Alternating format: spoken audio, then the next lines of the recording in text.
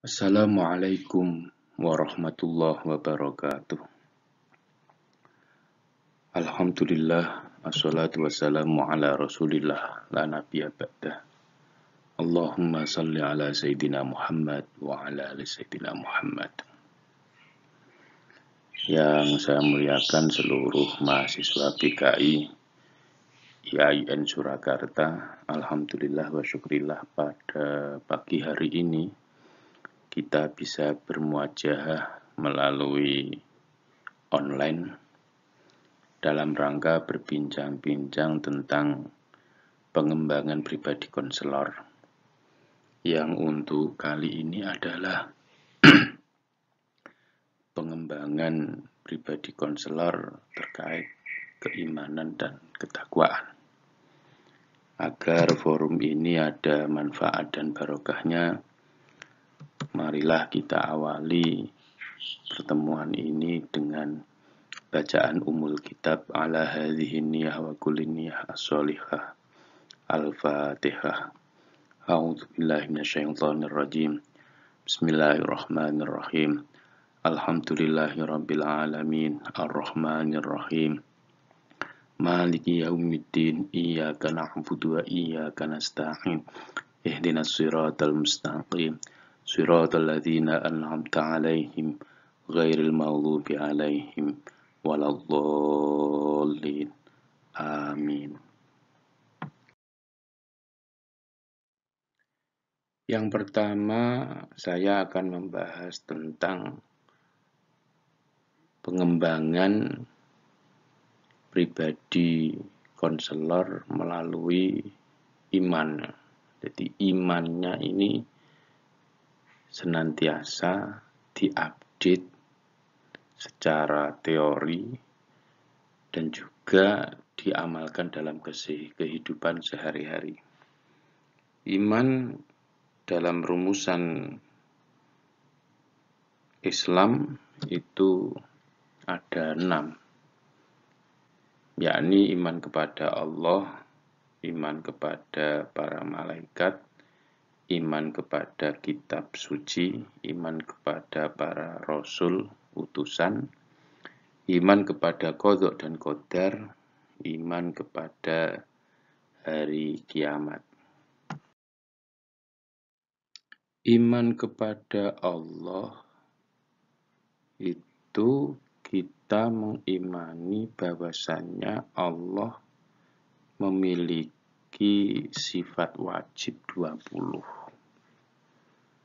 yakni yang sering dilantunkan di musola-musola atau masjid itu wujud qidam baqa mukhalafatu lil khawadisi qiyamuhu binafsihi wadaniyat kudrah iradah ilmu khayyat sama basor kalam qadiron muridan aliman hayyan sami'an basiron mutakaliman. Itu sifat wujud. Untuk keterangan lebih lanjut silahkan nanti cari bukunya ya, buku Aqidatul Awam. Misalnya kenapa Allah itu wujud atau harus wujud, harus ada, ya karena menjadi pencipta dari bumi ini itu harus ada wujudnya, wujud sang penciptanya. Itu makanya sesuatu yang wujud diciptakan oleh sesuatu yang wujud. Nah, dalam konsep Islam itu namanya Allah, zat yang wujud itu. Tidak mungkin sesuatu yang wujud diciptakan oleh sesuatu yang tidak wujud. Kemudian Allah memiliki sifat muhal, lawan. Adam itu artinya tidak ada. Adam, hudus, fana, mumasalatul hawadis, dan seterusnya. Kemudian yang ketiga, Allah memiliki sifat jaiz, fi'lu mumkinin au tarkuhu, artinya Allah itu punya kewenangan penuh untuk berbuat atau tidak. istilah Jawanya terserah Allah lah. Misalnya ada orang ahli ibadah, kemudian Allah memasukkan dia ke neraka, itu ya bisa-bisa saja. Loh, kok bisa seperti itu, nalarnya bagaimana? Lah dia lebih takut neraka daripada Allah, itu juga bisa. Bahkan dikisahkan ada orang yang sudah masuk neraka, tapi dia mukmin, orang yang beriman kepada Allah. Terus kemudian ditanya sama Allah, enak di neraka? Dia menjawab, tidak enak ya. Tidak enak ya Allah. Terus kemudian si orang ini oleh Allah, ya sudah sana kamu kembali lagi ke neraka. Si orang ini jalannya itu pelan-pelan.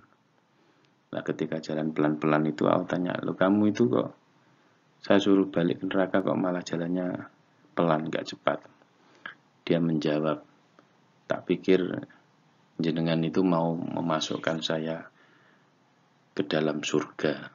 Ternyata pikiran saya atau harapan saya tidak nyata. Terus kemudian Allah menjawab, kalau itu yang kamu pikirkan, karena kamu sudah husnudzon kepada saya, maka silahkan kamu masuk surga. Ini kan bagian dari fi'lu mungkinin autarkuhu. Iman kepada malaikat dalam rumusan Islam itu, malaikat yang wajib kita imani ada 10, yakni malaikat Jibril, Mikail, Israfil, Izrail, Munkar, Nakir, Malik, Atid, Ridwan. Tuh. Lah malaikat ini memiliki karakter senantiasa melaksanakan segala apa yang diperintahkan Allah. Imtithalu awamirillah. Di sisi lain, dia ini dengan kuat meninggalkan segala apa yang dilarang Allah. Jadi, malaikat itu tidak diberi nafsu, sehingga dia begitu Allah perintah kamu membaca tasbih, itu ya dia akan membaca tasbih, subhanallah, subhanallah, subhanallah, subhanallah, terus. Itu malaikat. Tentu berbeda dengan iblis yang justru sebaliknya, itu mengingkari atau membangkang, melawan perintah Allah. Salah satunya yang terkenal adalah ketika diminta untuk menghormat atau sujud, istilahnya itu, kepada Nabi Adam setelah kalah dalam cerdas cermat. Seorang konselor itu perlu pengembangan pribadi terkait dengan keimanan kepada kitabullah. Kitabnya Allah ada 4 yang wajib kita imani, yakni Taurat, Zabur, kemudian Injil, dan Al-Quranul Karim. Manusia itu perlu guide dari Allah, perlu hudan lil muttaqin dalam surat Al-Baqarah itu. Ayat kedua, dzalikal kitabul la raiba fih hudan lil muttaqin. Jadi Al-Quran ini sebagai guide of life bagi orang-orang yang bertakwa. Lah kenapa? Ya karena Nabi, dalam hal ini Rasulullah Muhammad sallallahu alaihi wasallam, itu pada akhirnya meninggal. Lah rentang waktu dari Rasulullah sampai besok kiamat, manusia butuh panduan.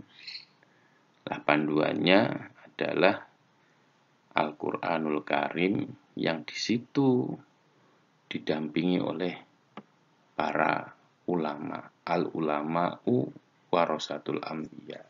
para ulama itu menjadi pewaris para nabi. Jadi orang-orang yang ketemu sama Rasulullah, ya, mereka disebut sahabat. Orang-orang yang ketemu sama para sahabat disebut tabi'in. Orang-orang yang ketemu sama tabi'in disebut dengan tabi'ut tabi'in. Mereka yang ketemu dengan tabi'ut tabi'in dikenal dengan para ulama. Makanya dalam Quran surat Al-Fatihah 6-7 ada doa yang diajarkan oleh Allah melalui Rasulnya, ihdinas siratal mustaqim, siratal ladzina an'amta alaihim, ghairil maghdubi alaihim, waladhdallin. Apa siratal mustaqim? Di sini Allah memberi keterangan siratal ladzina an'amta alaihim. Jalan yang lurus adalah jalan orang-orang yang telah diberi nikmat oleh Allah. Jadi kita yang hidup di zaman akhir ini ikut jalan mereka, yakni jalannya an'amta alaihim.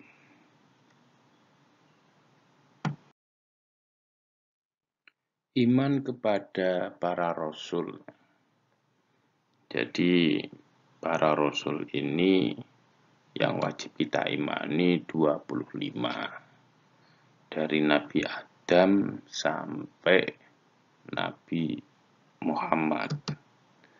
Dari 25 nabi itu diperas, ada 5 nabi yang mendapat gelar ulul azmi, yakni Nabi Nuh, Ibrahim, Musa, Isa, dan Muhammad Sallallahu Alaihi Wasallam, yang dulu waktu ibtidaiyah sering disingkat oleh para guru kita, para ustadz kita dengan istilah NIMIM.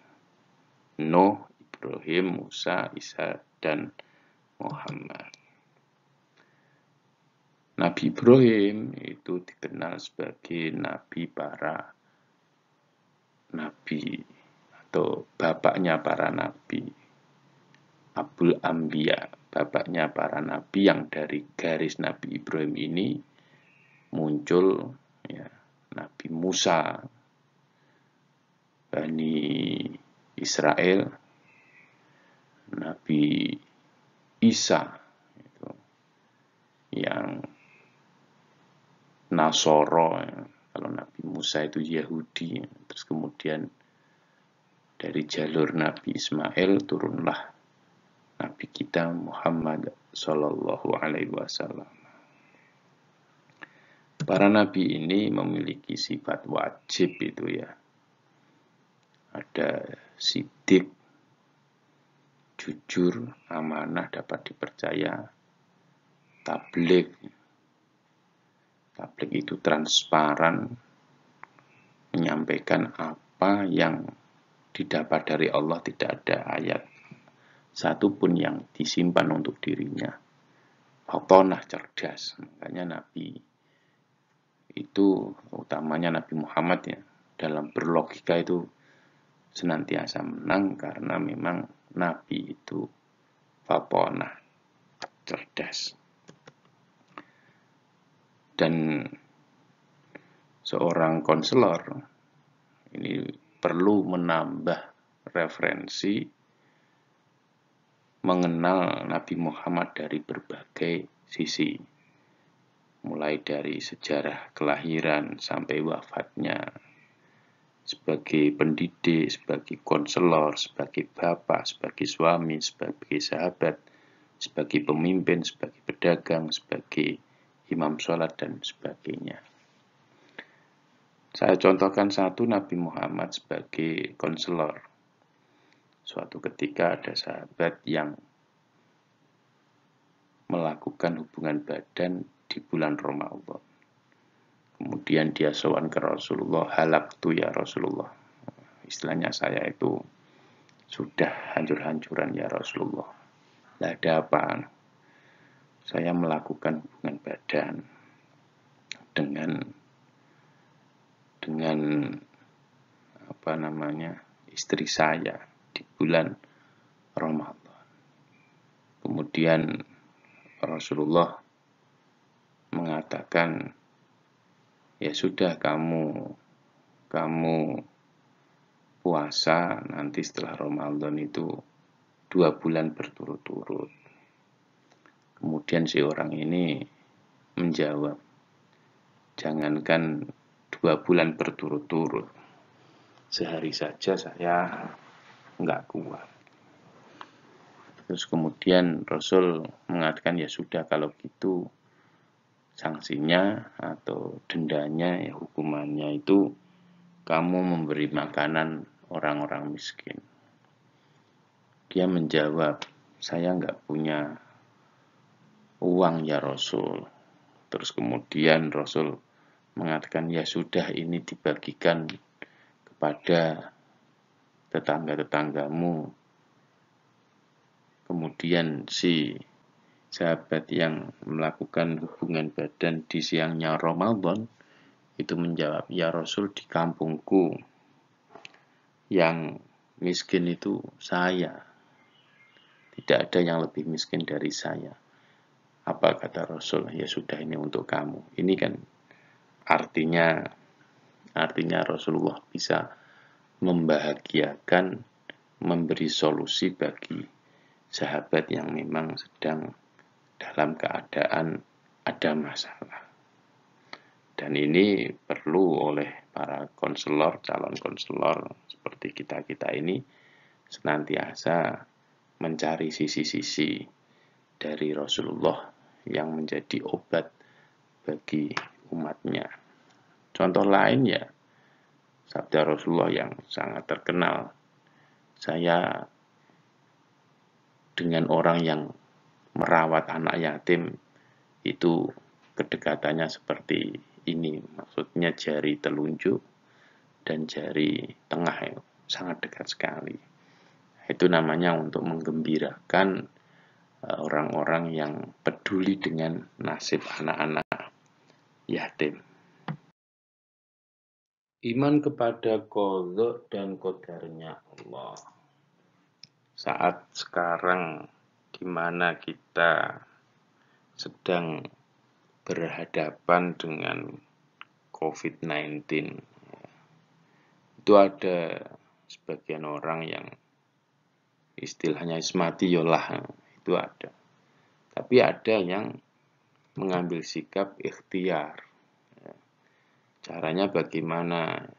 Pakai masker, kemudian cuci tangan, dan social distance itu, jaga jarak. Ini yang disebut dengan takdir yang bisa dirubah.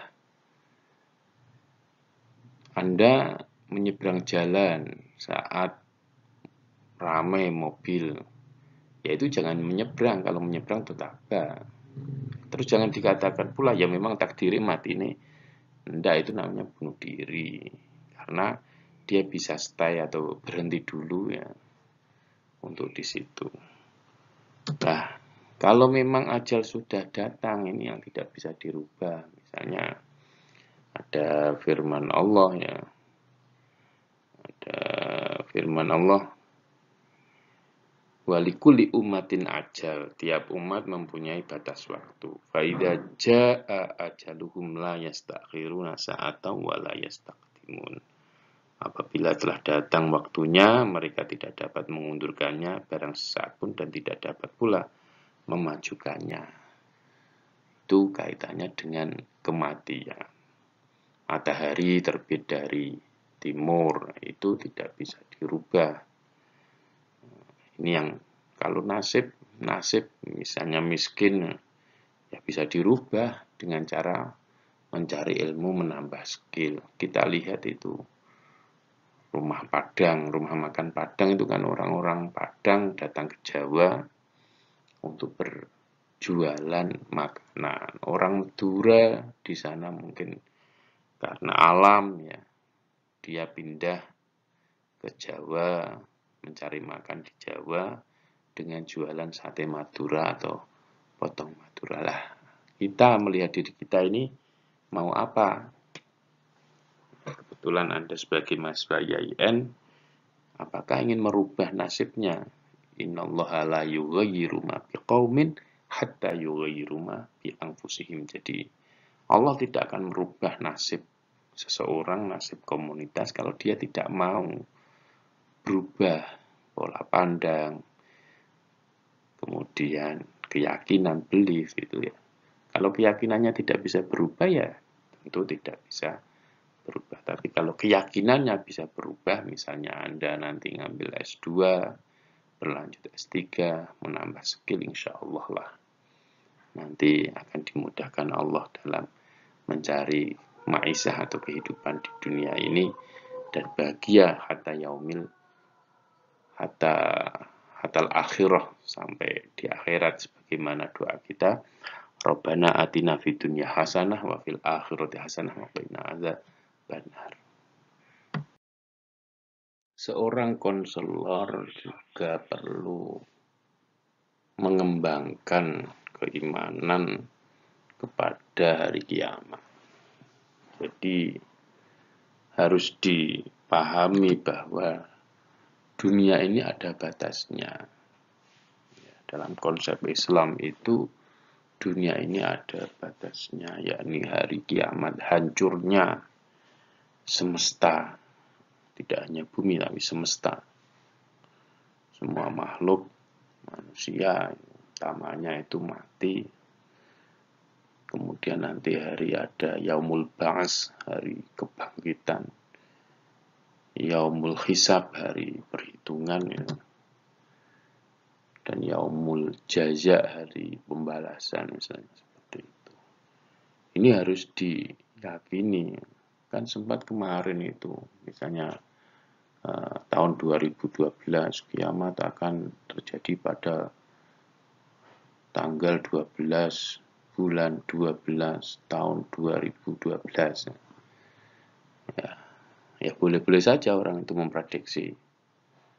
Ya, boleh-boleh saja memprediksi, tapi insya Allah kiamat masih jauh selagi masih ada orang yang berzikir kepada Allah. Dan hari ini kalau kita lihat ya, orang yang pergi haji, umroh itu banyak. Kebetulan kalau 2020 karena COVID-19 ini memang terbatas, bahkan Indonesia tidak mengirimkan jamaah hajinya yang biasanya ada 221.000. Masjid banyak jamaahnya dibanding tahun-tahun yang lalu. Jadi setiap tahun itu meningkat ini. Padahal kiamat itu syaratnya itu kejadiannya hari Jumat. Kemudian banyak orang yang sudah meninggalkan ajaran Islam. Tidak zikir, tidak ingat kepada Allah. Artinya tidak ada yang sholat. Kalau hari ini kan banyak yang sholat. Ibu-ibu tidak mensusui anaknya. Itu bagian dari ciri-ciri akan terjadinya hari kiamat. Pertama tadi terkait dengan iman, yang kedua terkait dengan takwa. Takwa itu apa? Yakni imtitsalu awamirillah. Sebagai konselor, kita ini meningkatkan ketakwaan kita dengan cara menjalankan segala apa yang diperintahkan Allah. Sholat duhur, asar, maghrib, isya, subuh, kualitasnya ditambah. Caranya bagaimana? Ya nambah ilmu. Misalnya sholat itu dalam keadaan khudur dan khusyuk. Artinya ya kita sholat itu sadar bahwa kita itu sholat. Kadang-kadang malah ketika sholat kan sering ya kita itu pikirannya ngrambyang. Nah itu terus saya juga sama belajar bahwa ketika kita sholat, kita hadir, hudur, ingat ya, bahwa kita sedang menghadap pada Allah. Inni wajjahtu wajhiya lilladzi fataras samawati wal ard hanifa muslima wa ma ana minal musyrikin. Jadi, hadir menghadapkan wajah kita ke hadirat Allah Subhanahu wa Ta'ala. Di sisi lain, yaitu takwa itu ya menjauhi larangannya, menjauhi larangannya. Terkait dengan takwa, ya, kita bersahadat, melakukan sholat 5 waktu, puasa di bulan Ramadan, ya, zakat fitrah, haji bila mampu, yang sering kita kenal dengan istilahnya rukun Islam itu ya kita lakukan dengan sepenuh hati, sepenuh jiwa. Kemudian untuk sisi lainnya adalah menjauhi wajtinabu nawahi, menjauhi meninggalkan segala apa yang dilarang Allah. Ada mencuri atau korupsi, maling istilahnya. Kemudian main judi, berzina, ada juga minum minuman keras yang memabukkan itu, ada narkoba. Kalau dalam bahasa Jawa, istilah orang-orang Jawa, ngedoi molimo. Makanya kenapa orang tidur oleh Rasulullah disifati naum soim ibadah misalnya, tidurnya orang yang berpuasa ibadah, karena bisa jadi saat dia tidur berarti dia meninggalkan larangan-larangan Allah. Ghibah misalnya, ngerasani, khasut, adu domba, minum-minuman keras, tidak zina. Namanya orang punya problem itu kadang-kadang ya sampai dia ini meninggalkan apa yang diperintahkan Allah, malah cenderung melampiaskan kepada yang dilarangnya. Lah, kita ya ketika kita tidur ya diniati ibadah, doa, bismika Allahumma ahya wa bismika amut. Terakhir penutup, terima kasih atas atensinya melalui pembelajaran atau kuliah secara online. Mohon maaf atas segala kekurangan dalam presentasi ini karena ada keterbatasan ruang. Semoga ada manfaat dan barokahnya. Bila ada pertanyaan bisa ditanyakan via WA atau langsung di kolom komentar. Demikian, walafu, wassalamualaikum warahmatullahi wabarakatuh.